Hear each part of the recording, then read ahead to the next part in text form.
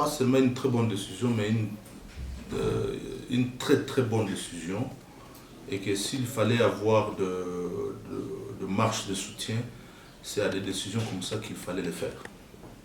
Pourquoi je dis? Parce que quand l'on interdit l'importation de produits comme jus, le souci du ministre Julien Paluku est celui de protéger la production locale et l'industrie locale.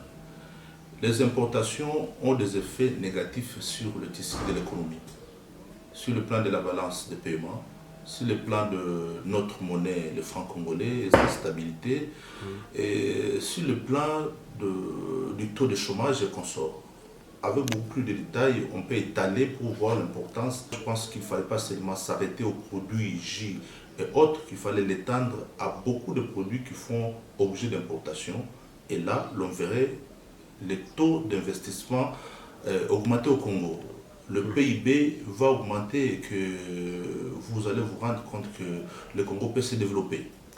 Parce que, comment voulez-vous comprendre, pour consommer les jus, à Lubumbashi, au Congo, on doit dépendre de la Zambie. Et pourquoi ne pas installer ces usines ici chez nous au Congo et que l'on produise localement? Et tout de même, il y a des usines qui produisent les jus, mais ils sont voués à leur propre triste sort et se lancer dans une concurrence avec les produits étrangers.